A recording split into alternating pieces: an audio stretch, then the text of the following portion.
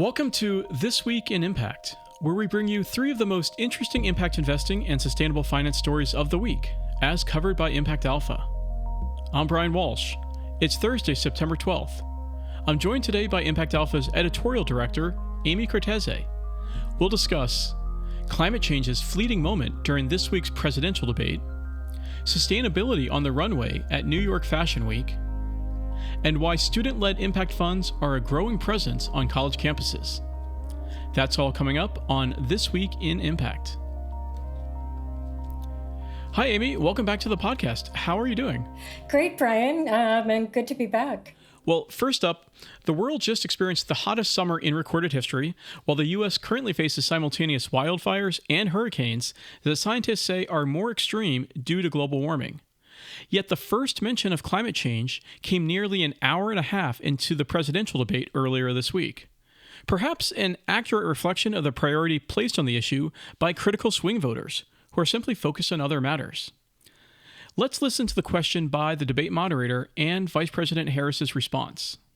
We have another issue that we'd like to get to that's important for a number of Americans, in particular younger voters, and that's climate change. President Trump, with regard to the environment, you say that we have to have clean air and clean water. Vice President Harris, you call climate change an existential threat. The question to you both tonight is, what would you do to fight climate change? And Vice President Harris, we'll start with you. 1 minute for you each. Well, the former president had said that climate change is a hoax. And what we know is that it is very real. You ask anyone who lives in a state who has experienced these extreme weather occurrences, who now is either being denied home insurance or it's being jacked up. You ask anybody who has been the victim of what that means in terms of losing their home, having nowhere to go. We know that we can actually deal with this issue. The young people of America care deeply about this issue. And I am proud that as vice president over the last 4 years, we have invested $1 trillion in a clean energy economy, while we have also increased domestic gas production to historic levels. We have created over 800,000 new manufacturing jobs while I have been vice president. We have invested in clean energy to the point that we are opening up factories around the world. Donald Trump said he was going to create manufacturing jobs. He lost manufacturing jobs. And I'm also proud to have the endorsement of the United Auto Workers and Sean Fain, who also know that part of building a clean energy economy includes investing in American-made products, American automobiles. It includes growing what we can do around American manufacturing and opening up auto plants, not closing them like happened under Donald Trump. Amy, what do you make of the placement of climate change as the final question in the debate and Harris's response? Yeah, well, I think the fact that it came towards the end shows how climate change has sort of fallen down on the priority list among voters, at least among those that have been surveyed. Maybe not true for all of us. And I think her answer kind of showed that as well. She's very much playing to the swing states, right? She's got a tightrope to walk. And, fracking, there's a lot of livelihoods that depend on that and tax revenue for that state. And the debate, of course, was in Pennsylvania. So I think that, there was a lot of political calculus going on there. But I do think, given her track record with the Biden-Harris administration, I think we could reasonably expect her to be a good climate president, no matter what she's saying at this stage of the campaign. Rather ironic when you take a step back and realize that President Biden and the Biden-Harris administration, enacted the perhaps most sweeping climate legislation in history with the Inflation Reduction Act and the Greenhouse Gas Reduction Fund, and yet it's really not something that she's trumpeting in this campaign. And if she is trumpeting it, she's trumpeting the parts of the bill that perhaps Joe Manchin was more advocating for, like increased permits for fossil fuel extraction. Yeah, Brian, I mean, that's been perplexing all along. that most Americans have never heard of the Inflation Reduction Act, even as they're having brand new, EV plants and battery plants and chip plants being built in their areas, and all of the manufacturing jobs that are being created along with that. I agree. I thought she could have leaned in more on that record, but I think the fact that, again, it doesn't poll so well, I think because people are not that aware of it. So maybe you could argue. I would have liked to have seen her point to some of the accomplishments that have come out of that, because it was called the Inflation Reduction Act for a reason, right? It is meant to bring down energy costs and reduce supply chain costs and build American, and all of these things that are the kitchen table issues that people seem to care about, at the same time that it's reducing greenhouse gas emissions and combating climate change. So nothing to run away from there. I'd love to see her double down on that. I think it's just an interesting reflection of the reality that seems like in order to get accomplishment and any kind of political traction on climate change, that you have to be stealth about it. And it's almost climate change in incognito mode. Incognito climate action. There we go. And in a few weeks, we'll both be in New York for Climate Week, where many climate advocates and investors and entrepreneurs will be gathering alongside the UN General Assembly. Amy, what signals will you be on the lookout for? I know Impact Alpha is involved with a number of events, but what are the signals that you are looking for particularly? Oh boy, well, first of all, I'll have my comfortable shoes on because it's a lot of running around New York. I'm moderating a panel hosted by Acumen on carbon markets and how to actually make them work, because they are so critical to livelihoods and a lot of good work that is going on in emerging markets. They may not be, as we always say, they're not a good solution for reducing greenhouse gas emissions necessarily, but they are a good solution for channeling capital to some very worthy projects. We'll also Impact Alpha is co-hosting a panel on climate and gender with Heading for Change and UBS that my colleague David Bank will be moderating. So we'll have some of our own things going on, but I am going to be looking out for the backdrop of this, election and so much hard work and progress kind of hanging in the balance. We had written about a few weeks ago the Climate for Kamala group that is coming together. They're throwing a big fundraiser Monday night, the first night of Climate Week. There's a lot of discussion around the election. I'm going to be on the lookout for adaptation finance and that whole conversation about how we can start financing adaptation, because climate change is hitting us here and now, as you mentioned in your intro, and yet it's kind of been considered something for governments or an expense, but increasingly there's a growing group of investors that are looking at it as something investable, so as different categories that they can invest in. So those are a few of the things on my own personal list.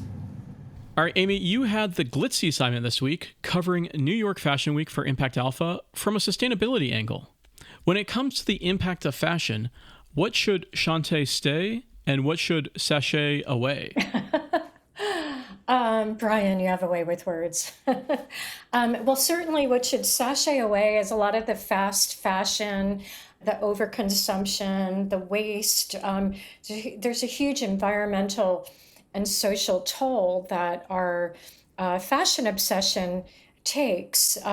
So I had a lot of fun this week going to some, I was going to say alternative, but I think they're becoming more, almost mainstream events where people and organizers were trying to showcase a more conscious fashion. Now, Amy, you first covered sustainability in the fashion industry for the New York Times nearly 20 years ago. What changes have you seen in the time since? Yeah, Brian, hard to believe it's been that long. I just looked up the story I did, I think it was 2005 from Fashion Week. And the big news in sustainable fashion then was, wait for it, organic cotton. So, certainly we've come a long way in that time. Sustainability is still a big issue, but it's much more, there's so much more emphasis on circularity and recycling and new materials that, don't need all of the toxic inputs or the water to grow or the, pesticides and the formaldehyde and the dyes and all of that kind of thing. But what I thought was really interesting, dipping back into it this week, was that what's really evolved is the social side of things. So the couple of events that I went to really focused on worker empowerment, fair wages, again, circularity and reuse, but also diversity in fashion. In particular, I went to a party hosted by the Decolonizing Wealth Project, celebrating Indigenous designers.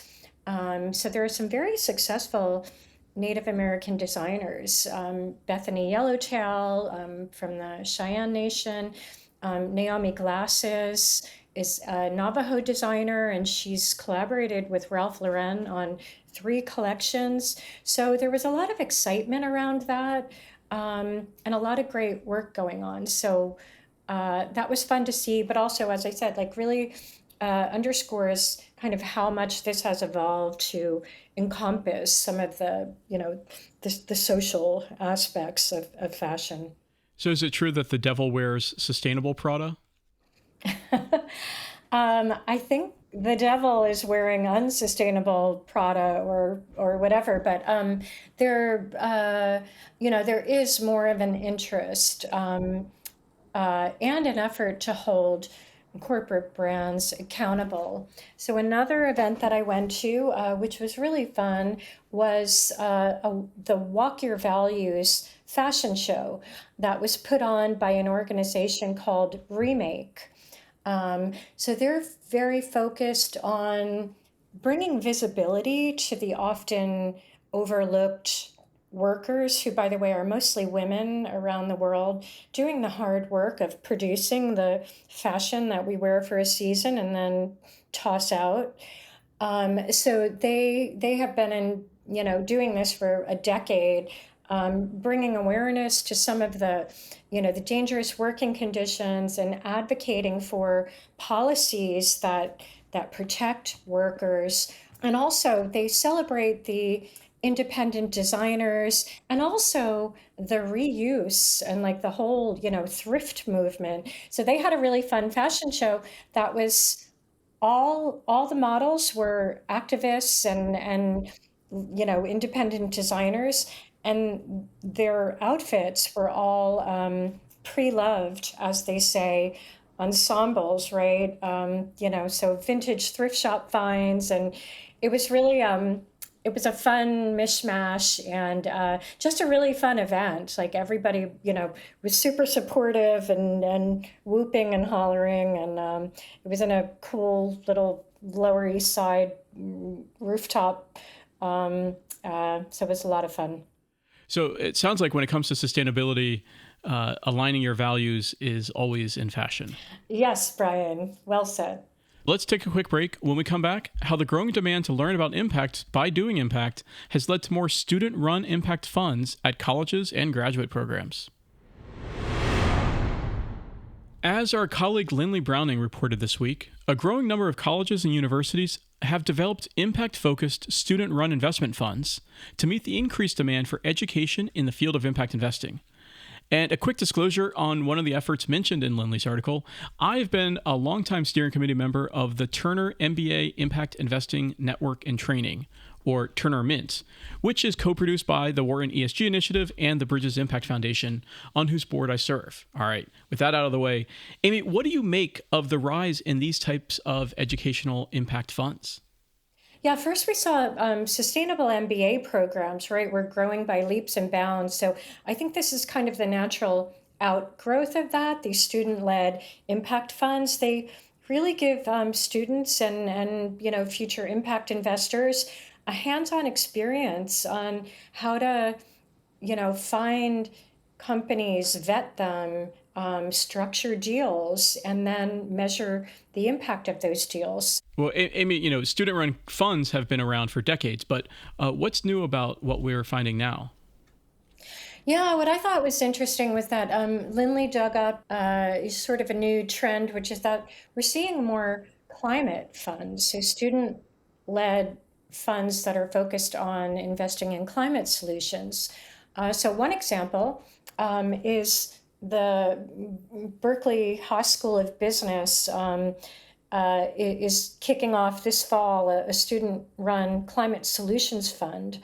And it's interesting because the head of that, a Haas professor named Adair Morse, who runs Haas's Sustainable and Impact Finance Center, he was at the Treasury Department during the Biden administration and took part in, had a hand in shaping the Inflation Reduction Act and sort of the historic, so he saw firsthand kind of this historic opportunity to invest in climate solutions and, all of the, the investment opportunities that legislation is going to catalyze, right?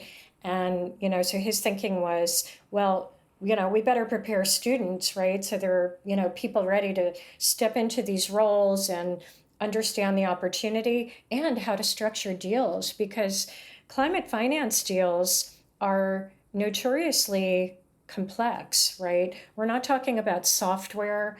We're talking in a lot of cases about hardware solutions, manufacturing plants, first of a kind manufacturing plants and facilities. So these are really difficult to structure, and they often require different layers of capital.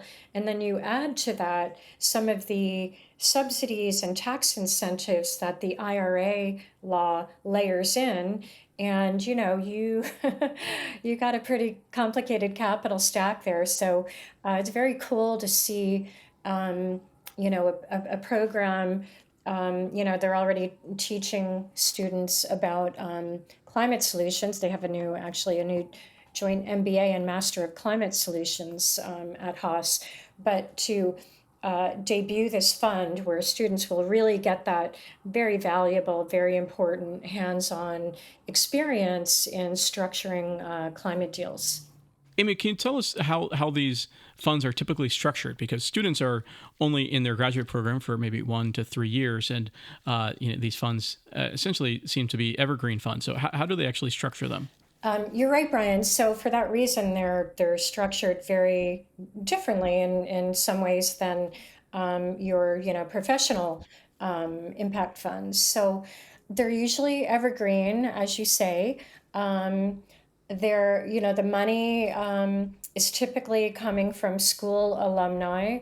They're often making debt investments rather than equity, although there are some student-led funds that are equity focused. And they don't charge management fees, right, or collect carried interest. All of that is plowed back into the fund, the evergreen fund, so that that fund hopefully grows for future classes that come in. The financial returns of these funds likely pale in comparison to the educational returns for the students who participate in managing them. What kind of impact do we see on the trajectory of students who participate in these kind of programs? Yeah, I think that's right. I don't think any students are expecting to get rich off of these funds. They'll although if they're making loans. Like, for example, there was, one fund that Lindley wrote about that has an aspirational return of 15 to 30%. Seems high, but there is follow-on funding that happens. I'm not sure there have been many exits to date, but there's no reason why they could not happen. But I think the real emphasis is on the learning. And one of the themes that she pointed out is that even if these students don't go to work for a financial company or a fund, much less an impact fund, they can still bring this mindset with them, wherever they go to work. So I think it's that training and thinking about impact, thinking through, okay, well, if we make an investment in this company, what are they going to do? What is the impact of their work? It's just a way of thinking about things and looking for that impact that I think, carries over to almost any profession you'd go into. Yeah, well, hopefully these students are having fun and putting the fun in student-led impact funds. And that's going to do it for this week in Impact. Thank you so much, Amy. Thank you, Brian, and see you in a couple of weeks. Yeah, I look forward to seeing you for New York Climate Week. But in the meantime, you can read these stories and much more on impactalpha.com. Check out the links in our show notes. Thank you all for listening. If you liked what you heard, please subscribe to the podcast wherever you listen and share this with a friend or colleague. If you want to help us out, be sure to give us a 5-star rating, and if you're up for it, leave us a review on Apple Podcasts. It really helps other people discover the show. This Week in Impact is a production of Impact Alpha and part of the Impact Alpha Podcast Network. For more exclusive stories about the world of impact investing and sustainable finance, join thousands of other agents of impact by subscribing. Just go to impactalpha.com/subscribe for full access. Thanks, as always, to our producer extraordinaire, Isaac Silk. For Amy Cortese, I'm Brian Walsh. We'll see you next week for more Impact.